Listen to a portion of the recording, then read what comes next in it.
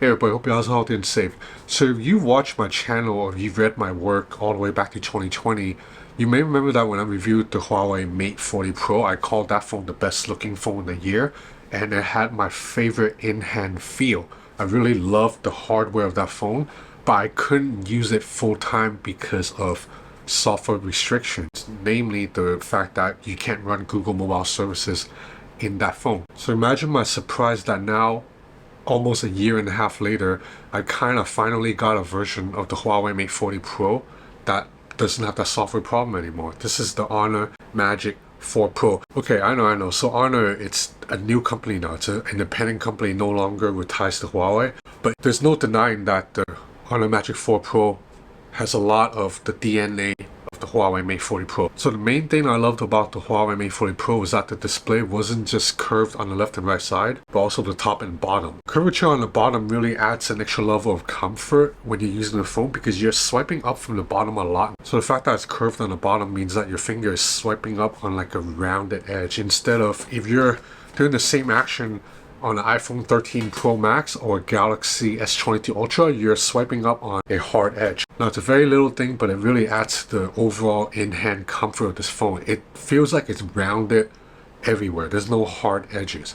Now the second thing I really like about the Huawei Mate 40 Pro was that circular camera module. I like circular camera modules. I think it looks symmetrical, it's quite visually striking, and that's definitely the case here with the Honor Magic 4 Pro. I think the Honor Magic 4 Pro immediately, it's tied with the Oppo Find X5 Pro in my opinion for the best looking and best feeling phone of 2022. Now one aspect of the Huawei Mate 40 Pro that a lot of people didn't like, although it didn't really bother me that much, also is here. That's this longer than usual, larger than usual pill-shaped hole punch cutout. That's because this hole punch cutout doesn't just house a selfie camera, a 12 megapixel selfie camera, but it also houses a 3D TOF time of flight sensor. So it helps map a 3D picture of my face. So that means this phone gives me real 3D face unlock. Maybe not quite as secure as the one in the iPhone because the iPhone still has like 4 or 5 sensors combined to scan my face, but it's definitely better than a typical flat 2D face unlock that you get from the Galaxy S22 Ultra or OnePlus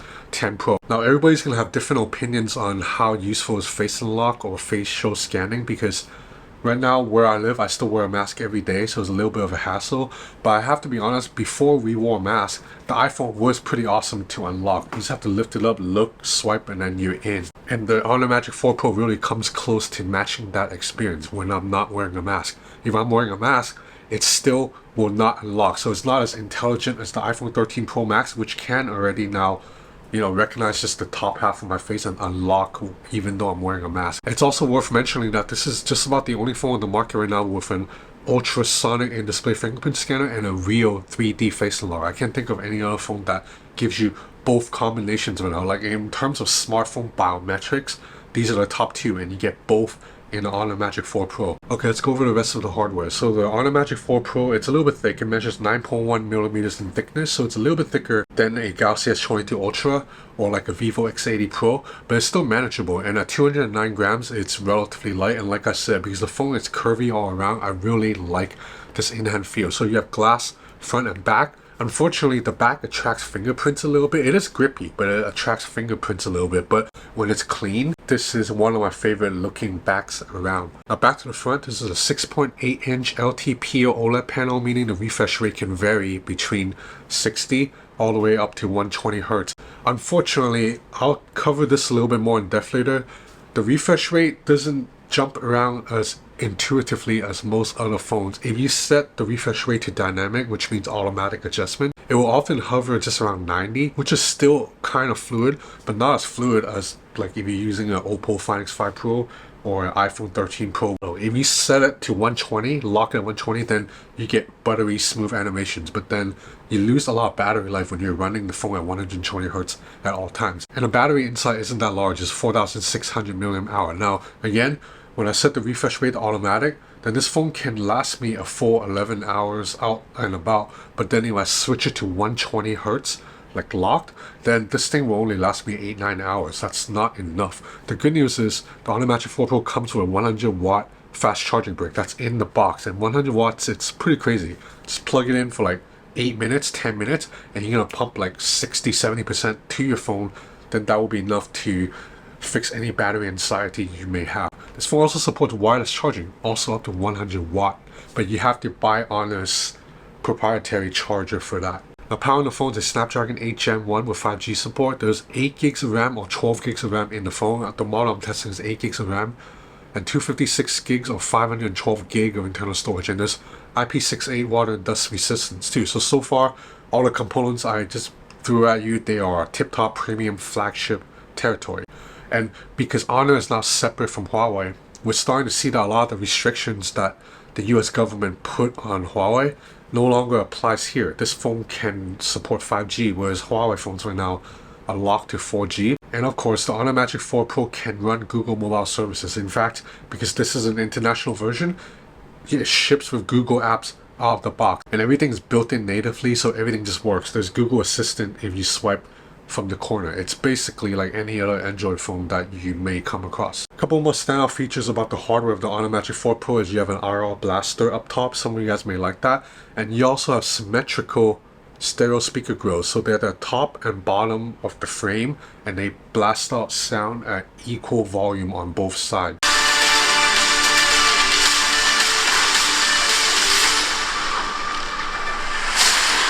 Okay, now let's look at the camera system. I'm really a fan of this camera module design. It's really symmetrical. So in the upper left corner, it's the main camera. It's a 50 megapixel main camera, f1.8 aperture with image sensor size of 1/1.56 inch. So it's not the largest image sensor size around, but it's large enough to pull in a lot of light and you get shallow depth of field naturally. On the upper right side, it's also a 50 megapixel ultra wide camera, f2.2 aperture. Image sensor size is a lot smaller now, it's 1/2.5 inch. Now because this image sensor is a little bit small, that means ultra wide photos during the day looks fine, but at night you can see details are a little bit soft. You will have to turn on night mode if you're shooting in really low light situations. Down here in the lower left corner, it's a 3D TOF sensor, so this is also to map subjects in front of you for a portrait photo. Now to be honest, I don't really think you need a dedicated 3D TOF sensor just for portrait shots. There are plenty of phones out there, including like the Google Pixel, that will give you an excellent portrait shot without a time of flight sensor. But hey, it's here, it is what it is. Now right here in the middle, it's a 64 megapixel periscope zoom lens that can give you 3.5 times optical zoom. Now if you can see from these samples here, the 3.5 times shots are pretty sharp and they're sharper than the iPhone's 3 times telephoto zoom. And if you go up to 10 times zoom, shots look pretty good too. And even though this phone lets you zoom all the way up to 100 times, it's very gimmicky. Like anything beyond 30 times, it's already very soft and not usable. So you can go up to 100 times, but what's the point? Like the shot's not usable. Now around the front is that 12 megapixel selfie camera. It has a wider than usual 100-degree field of view, which means you can actually film yourself like this handheld and get a wider than usual frame. It's not just like your head and neck that's in the frame. Walking up some steps right now. How does that sound? And the sound you're hearing is coming directly from the mic. So this is a pretty good vlogging camera if you want to vlog with the front facing camera, but if you want better video quality, then you'll have to flip the phone around and vlog with the main camera. Now the main camera is a little bit tighter, but the main camera stabilization is really good. With the Honor Magic 4 Pro right now, and you're watching main camera footage 4K 30. So you can switch out to the ultra wide in the middle of filming. So now I am shooting with the ultra wide. And you can also zoom in when you're filming to up to 10 times. So I'm gonna stand still, zoom up to 10 times. So that is a 10 times zoom. So you can see from these samples here, I think the Honor Magic 4 Pro's video capabilities are quite good and almost neck and neck with the iPhone 13 Pro Max during the day. So looking at these photo samples, I would say I'm quite satisfied with the cameras of the Honor Magic 4 Pro, particularly the main camera, but the ultra wide camera, if you're shooting at night, it's a little bit disappointing and the zoom lens is not as good as the S22 Ultra. So overall, the system, I would say it's pretty good. I'm happy with it, but it's not the best of the best. It can't keep up with a Vivo X80 Pro or a Galaxy S22 Ultra. Now looking at software, the Honor Magic 4 Pro runs Android 12 with Honor's Magic UI on top. This is Magic UI 12. To be honest, Magic UI is very, very similar to Huawei's EM UI. This is both good and bad. The good is that This phone has some of the best multitasking gestures around. For example, I really like this swipe over menu. You swipe and hold, then you pull up this menu. And from here, you can then drag an app to go into split screen mode automatically, or if you go to that same menu and you tap on the app, then you can open the app in a floating window. And you can open a lot of apps in floating window this way, including Slack, which is awesome because I need to open Slack in floating windows a lot. You can't open Slack on floating windows on a Vivo X80 Pro. So this is just a very intuitive, very useful multitasking system. But unfortunately, some of my biggest gripes with Huawei software is still here. For example, I really hate that if you want this notification shade, you have to swipe from the top of the screen. If you swipe from the middle, you get this system-wide search, which kinda is pointless. And for me, I bring down my notification shade quite often. Like throughout the day, I bring this thing down like 20-30 times a day. And if you're using this phone with one hand, it's very hard to reach all the way up top to do this action every single time. So another shortcoming of this software that is also in Huawei software is if I long press on an app, like let's say I long press on Twitter, I don't have the options to jump into the app info. On many other phones, like my S22 here, if I long press on an app, I have an option to jump into app information right here. Then from here, I can adjust, notification permissions, all that. So on the Magic 4 Pro, if I want to change notification or permissions of Twitter, see, long pressing on it doesn't give me that menu. I have to back out, jump into settings, jump into apps, permission, all that. But these can be considered nitpicks. I do think Magic UI, just like EM UI, still looks pretty aesthetically pleasing. You have some customization options, like you can double knock on the screen with your knuckles to grab a screenshot, stuff like that. Now the Honor Magic 4 Pro I believe is on sale now in Singapore, Malaysia, and also parts of Europe, including the UK. The price in Europe is relatively high at 1,100 euros. That comes out to around like almost 1,200 US dollars. So at this price, this is a tip-top premium price that is almost exactly what Apple's asking for the iPhone 13 Pro Max or the Samsung Galaxy S22 Ultra. Now we're comparing specs and features side by side. The S22 Ultra is gonna beat the Honor Magic 4 Pro a little bit. The S22 Ultra has a brighter display. It gets up to 1700 nits in max brightness. This screen only gets up to 1000 nits. It's still more than bright enough for most situations, but if you do go somewhere out in the middle of the sun, like in Las Vegas or something, you will see the screen a little bit better than this screen. The zoom lens on S22 Ultra, it's quite a bit better than the zoom lens here.